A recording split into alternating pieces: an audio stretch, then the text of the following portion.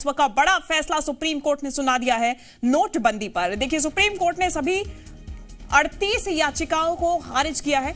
Supreme court की संविधान पीठ का यह बड़ा फैसला है जो कि नोटबंदी पर आया है। नोटबंदी पर सरकार का फैसला सुप्रीम कोर्ट की तरफ से सही बताया गया है। देखिए, सुप्रीम कोर्ट में याचिकाएं दाखिल की गई थी नोटबंदी के खिलाफ और इसी की सुनवाई करते हुए 38 याचिकाओं को, सभी 38 याचिकाओं को सुप्रीम कोर्ट ने खारिज कर दिया है। सुप्रीम कोर्ट ने अपने फैसले में, संविधान पीठ का ये बड़ा फैसला है जिसने अपने फैसले में कहा है कि नोटबंदी पर सरकार का जो फैसला था वो सही था और इसी के चलते 38 याचिकाओं को खारिज कर दिया गया है। नोटबंदी पर सुप्रीम कोर्ट का ये बड़ा फैसला। सुप्रीम कोर्ट में आज इस पूरे मामले में सुनवाई होनी थी, सभी 38 याचिकाओं पर सुनवाई होनी थी और सुनवाई करते हुए सुप्रीम कोर्ट ने संविधान पीठ का ये जो बड़ा फैसला है वो सुना दिया है। नोटबंदी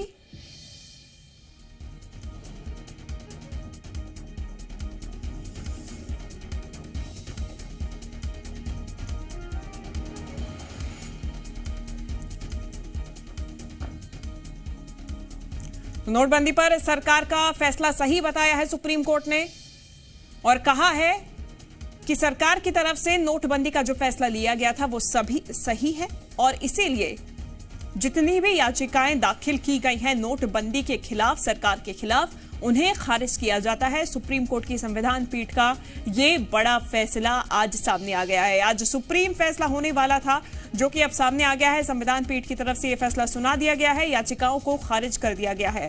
सुप्रीम कोर्ट ने सभी 38 याचिकाओं को खारिज किया है।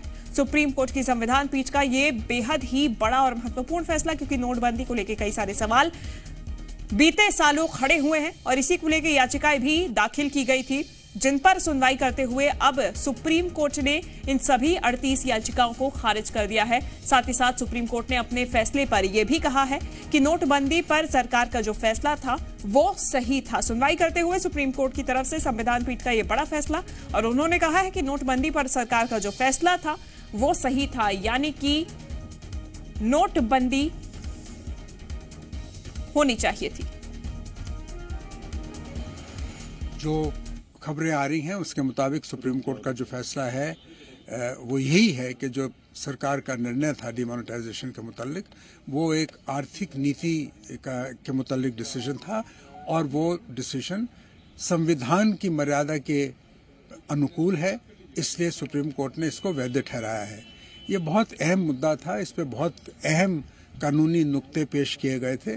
कोर्ट ने अपने विचार और विवेक के मुताबिक जो फैसला किया है अब उस फैसले को स्वीकार करना होगा। और एक बात मैं मानता हूं, कहीं ना कहीं यही भी कोर्ट के सामने रही होगी ज़रूर कि अब 6 साल के बाद इस फैसले में जो पॉइंट्स हैं वो अब एकेडमिक हो गए हैं। ये कहा भी था मगर उन्होंने फैसला किया है। देखिए, कई सारे सवाल इस दौरान पूछे गए थे और अपने फैसले को सुनाने से पहले सुप्रीम कोर्ट ने पुराने फैसलों को भी देखा है।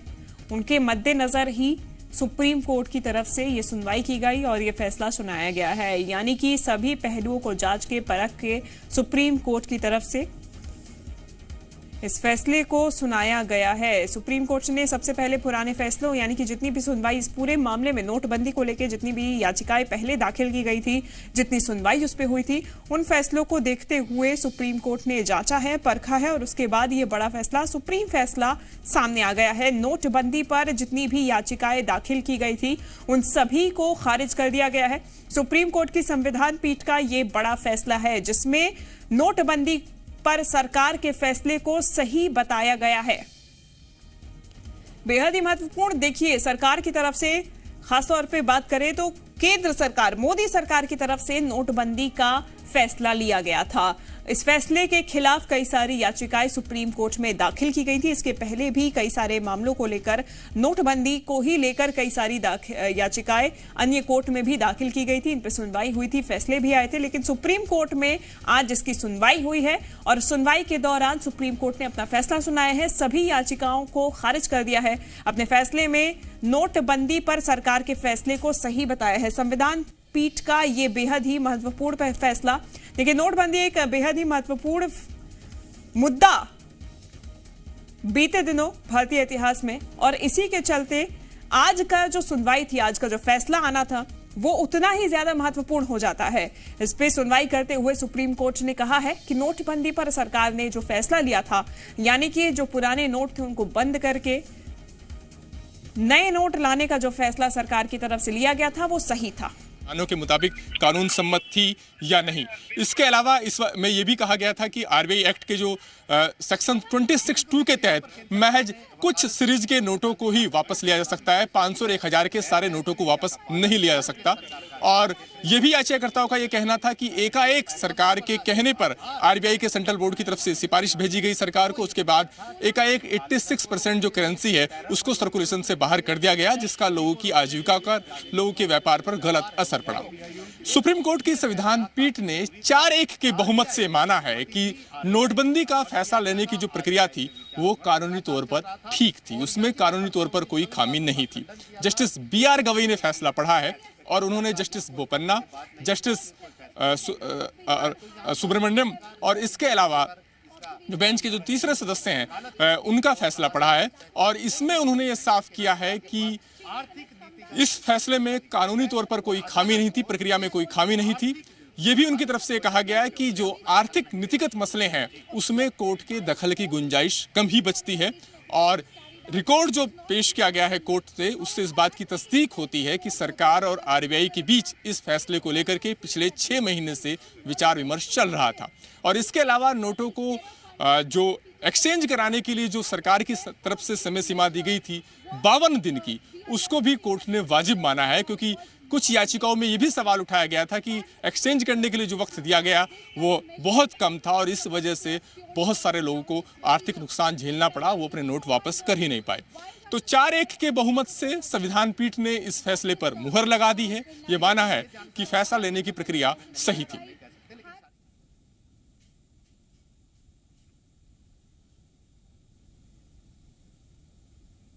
देखिए, नोटबंदी पर सुप्रीम कोर्ट की संविधान पीठ का यह बड़ा फैसला सामने आ गया है।